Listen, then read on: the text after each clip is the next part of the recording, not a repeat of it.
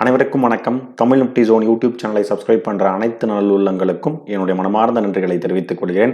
இன்றைக்கி நம்ம அந்த வீடியோவில் என்ன பார்க்க போகிறோம் அப்படின்னா, ஃபேப்டெக் டெக்னாலஜிஸ் ஐபிஓ. இந்த கம்பெனி எந்த விதமான பிஸ்னஸ் பண்ணிகிட்டு இருக்காங்க, இந்த ஐபிஓ எப்போ ஓப்பன் பண்ணுறாங்க, க்ளோஸ் பண்ணுறாங்க, எப்போ லிஸ்டிங்கில் வராங்க, இந்த ஐபிஓவோட ஃபினான்ஷியல் ஸ்டேட்டஸ் எப்படி இருக்குது, ஃபைனலாக கிரே மார்க்கெட் ப்ரீமியம் பாசிட்டிவில் ரன் ஆகுதா இல்லை நெகட்டிவில் ரன் ஆகுதா அப்படின்னு சொல்லிட்டு டீட்டெயில்டாக ஒன் பை ஒன்னாக நம்ம என்ன பண்ண போகிறோம், தமிழில் பார்க்க போகிறோம்.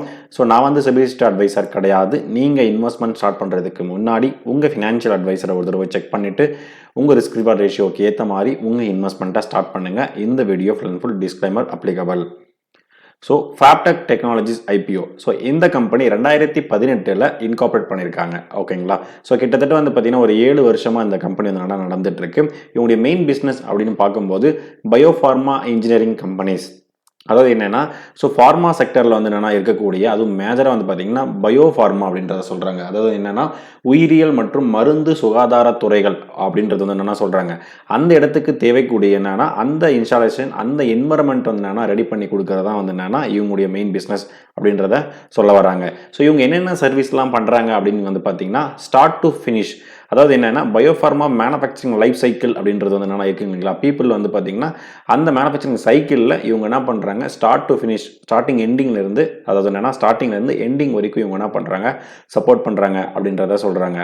அதுக்கப்புறம் நிறைய கம்பெனிஸ் பார்த்தீங்கன்னா நிறைய ஆர்கனைசேஷன் என்னென்னா கிளீன் வாட்டர் சொல்யூஷன்ஸ் என்னென்னா இவங்க என்னென்னா மேக் பண்ணி கொடுக்கறதுக்காக, அவங்களுடைய மேனுஃபேக்சரிங்காகவோ இல்லை அவங்க எக்யூப்மெண்ட் என்னென்னா பியூரிஃபை பண்ணுறதுக்காகவோ, ஸோ இந்த பியூரிங் சிஸ்டத்துக்கு என்னென்னா இவங்களும் அதுக்கான என்ன பண்ணுறாங்க, சப்போர்ட் பண்ணிட்டு கொடுக்குறாங்க அப்படின்றத சொல்கிறாங்க.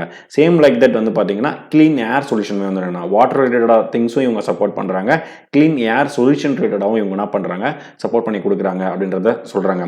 ஃபார் எக்ஸாம்பிள் நீங்கள் ஒரு செமிகண்டக்டர் இண்டஸ்ட்ரியிலையோ இல்லை ஒரு ஏரோநாட்டிக்கல் இண்டஸ்ட்ரியிலோ நீங்கள் ஒர்க் பண்ணிட்டு இருந்தீங்கன்னா உங்களுக்கு கண்டிப்பாக என்னென்னா தெரிஞ்சிருக்கும். ஏன்னா அங்கே இருக்கிற டஸ்ட் பார்ட்டிகல், அதாவது என்னென்னா அந்த ஒரு சரௌண்டிங் சிஸ்டத்தில் இருக்கிற டஸ்ட் பார்ட்டிகல்ஸ்லாம் என்னென்னா இந்த ரேஞ்சு தான் இருக்கணும், அதாவது இந்த அளவுக்கு தான் ஏர் உடைய பொல்யூஷன்ஸ் இருக்கணும், இந்த அளவுக்கு டஸ்ட் பார்ட்டிகல்ஸ் இருக்கணும், இந்த அளவுக்கு வாட்டர் இவ்வளோ பியூரிட்டி இருக்கணும் அப்படின்றது என்னென்னா உங்களுக்கு கண்டிப்பாக என்னென்னா தெரிய வந்திருக்கும். ஸோ அந்த இடத்துல தான் இந்த ஃபேப்டெக் டெக்னாலஜி என்னென்னா ஒர்க் பண்ணுறாங்க. ஓகேங்களா?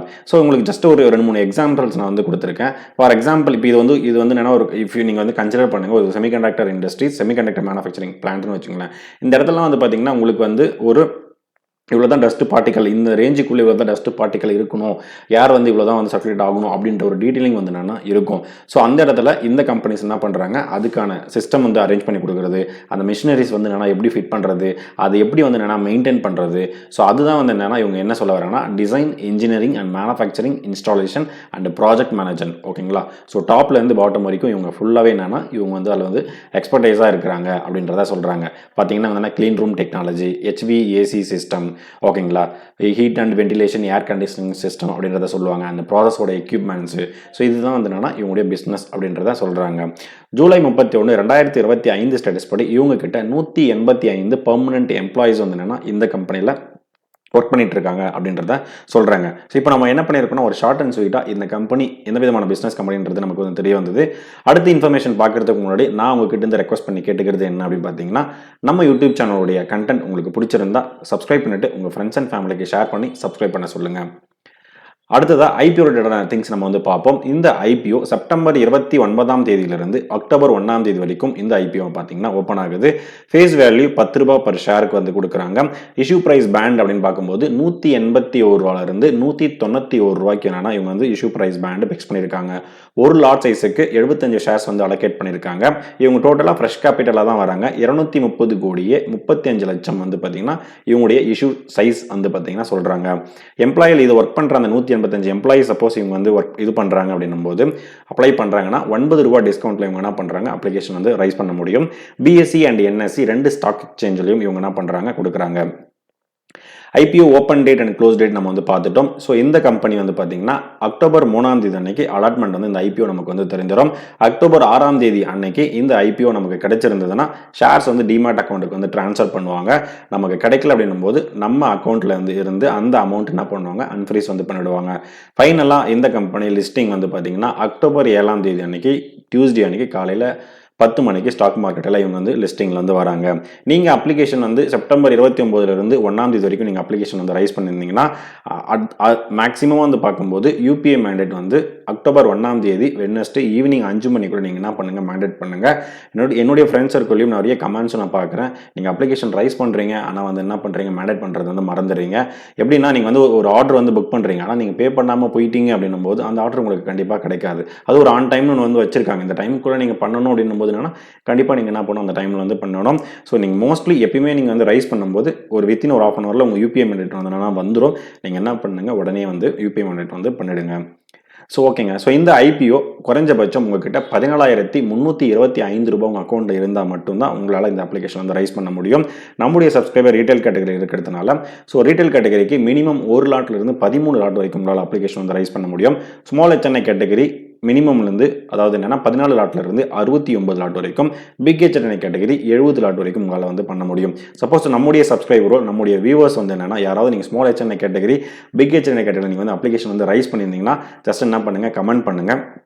நீங்கள் உங்கள் பாயிண்ட் ஆஃப் வியூ வந்து நீங்கள் எப்படி இது வந்து அனலைஸ் பண்ணுறீங்க, எப்படி செக் பண்ணுறீங்க அப்படின்றத நம்ம வந்து தெரிஞ்சுக்கலாம். நம்ம வந்துட்டு ஓகேங்களா. ஸோ QIB கேட்டகரி பார்த்தீங்கன்னா 50% அளவுக்கு இவங்க என்ன பண்ணுறாங்க, ஷேர்ஸ் வந்து அலோகேட் பண்ணியிருக்காங்க.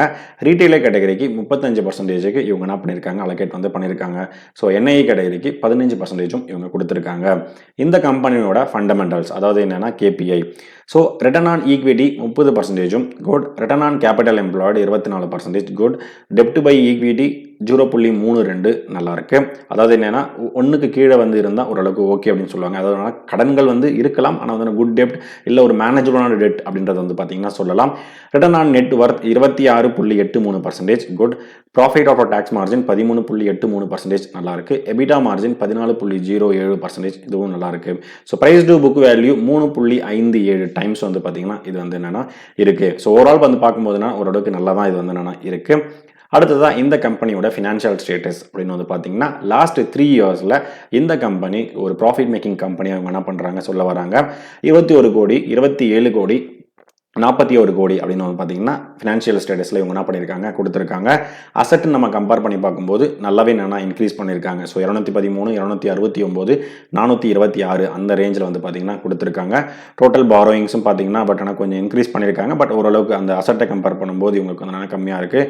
நெட் ஒர்த்தும் ஓரளவுக்கு பரவாயில்ல. ஓகேங்களா. ஸோ சர்ப்ளஸ் அமௌண்ட்டும் இவங்க என்ன பண்ணுறாங்க, வச்சிருக்காங்க அப்படின்றத சொல்ல வராங்க. இந்த கம்பெனியோட ஏர்னிங் பர் ஷேர்ஸ் EPS 14லிருந்து 10 வந்து என்னன்னா கன்வெர்ட் ஆகுது. PE வந்து பார்த்தீங்கன்னா 13.32லிருந்து 18.28. ஸோ கிட்டத்தட்ட வந்து பார்த்தீங்கன்னா ஒரு ஆவரேஜான இஷ்யூ ப்ரைஸ் பேண்ட் தான் என்ன பண்ணியிருக்காங்க, ஃபிக்ஸ் பண்ணியிருக்காங்க அப்படின்றது தெரியுது. ரொம்ப அதிகமும் இல்லாமல் ரொம்ப கம்மியும் இல்லாமல் ஒரு கரெக்டான ரேஞ்சில் வந்து என்ன பண்ணியிருக்காங்க அப்படின்றத தெரிய வருது. ஓகேங்க. ஸோ இந்த IPO நான் வந்து ஒரு லிஸ்டிங் கெயினுக்காக பண்ணலாமா அப்படின்னு வந்து கேட்டிங்கன்னா எஸ். 28/9/2025 இன்னைக்கு ஸ்டேட்டஸ் படி வந்து என்னன்னா IPO வாட்சஸ் வெப்சைட்லேருந்து எடுத்தது 18.3% அளவுக்கு பார்த்தீங்கன்னா இந்த IPO வந்து என்னன்னா லிஸ்டிங் கெயின், அதாவது என்னன்னா கிரே மார்க்கெட் பிரீமியம் ஒரு ப்ராபர்ட்டி இருக்கிறதுக்கான ஸ்டேட்டஸ் இருக்குது அப்படின்றத வந்து என்னன்னா செக் பண்ண முடியுது. பட் நமக்கு இன்னொரு 1 or 2 days வந்து என்னன்னா அப்ளிகேஷன் வந்து என்னன்னா நமக்கு இன்னும் ஒரு 3 நாள் இருக்குது நமக்கு வந்துட்டு. சப்போஸ் உங்களுக்கு கிரே மார்க்கெட் பிரீமியம் தெரிஞ்சுக்கணும் அப்படின்னா ஜஸ்ட் கமெண்ட் செக்ஷனில் கிரே மார்க்கெட் பிரீமியம் டுடே அப்படின்றத கமெண்ட் பண்ணுங்கள். நான் வித்தின் ஒரு 1/2 hour 1 hourல நான் என்ன பண்ணுறேன்னா உங்கள் கமெண்டை ரீட் பண்ணிவிட்டு நான் வந்து அப்டேட் பண்ணது நான் வந்து பண்ணுறேன் வந்துட்டு. ஸோ நான் வந்து இந்த IPO வந்து நான் அப்ளை பண்ணலாம் அப்படின்னு சொல்லிட்டு தான் இருக்கேன். ஸோ நீங்கள் எந்த பாயிண்ட் ஆஃப் வியூவில் அப்ளிகேஷன் வந்து அப்ளை பண்ண போகிறீங்க இல்லை அப்ளை பண்ண போகிறதில்ல அப்படின்றத என்ன பண்ணுங்கள், கமெண்ட் பண்ணி விடுங்க. ஓகேங்க. ஸோ இதுதான் நான் வந்து கலெக்ட் பண்ண டேட்டா. இந்த வீடியோ உங்களுக்கு பிடிச்சிருந்தா லைக் பண்ணுங்கள். அடிஷ்னல் இன்ஃபர்மேஷன் தெரிஞ்சிருந்தால் கண்டிப்பாக கமெண்ட் பண்ணி விடுங்க. நம்ம யூடியூப் சேனலுடைய கண்டென்ட் உங்கள் ஃப்ரெண்ட்ஸ் அண்ட் ஃபேமிலிக்கு ஷேர் பண்ணி விடுங்க. ஃபைனலாக எனக்கு சப்ஸ்கிரைப் பண்ணிட்டு சப்போர்ட் பண்ணிட்டு இருக்க அனைத்து நண்பர்களுக்கும் நன்றி நண்பர்களே.